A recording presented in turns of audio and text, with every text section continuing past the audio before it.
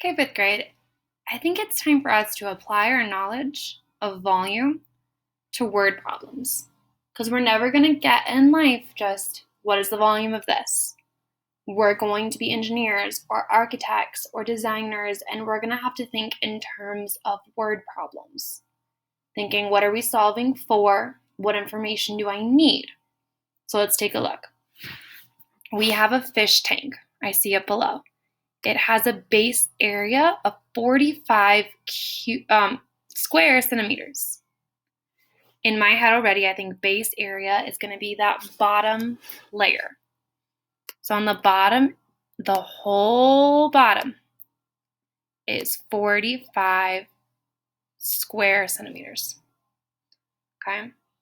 And we know that it's filled with water to the depth, that should say depth with an H at the end, I apologize for that typo, of 12 centimeters. So I know right here where the water ends is 12 centimeters.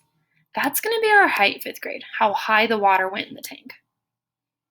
We needed to figure out how much water is in the tank.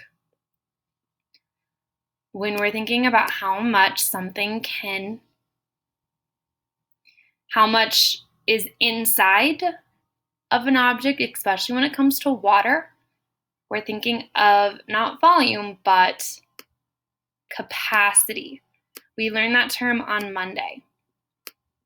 Now, even though it's a different term than volume, in fifth grade, we solve for capacity the same way we do for volume. So we're going to multiply either length times width times height, or base area times height. Ooh.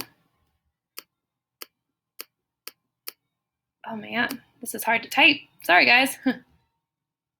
In this equation, we only have our base area and our height. Okay, so we're not going to use length times width. We're going to use base area times height. So volume, or in this case capacity, is going to be area, that base area, times my height. So when we solve, we're going to get 45 times 12. Now, I don't know my 12 tables up to my 45, so off to the side, I'm going to multiply using my standard algorithm. You can do your standard algorithm. You can split it into your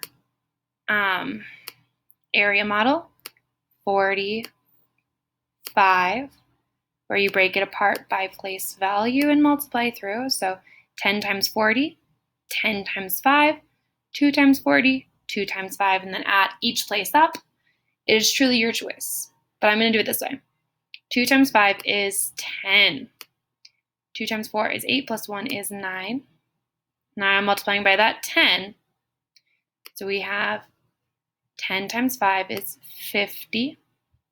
10 times 40 is 400. Then we add, we're going to get 0.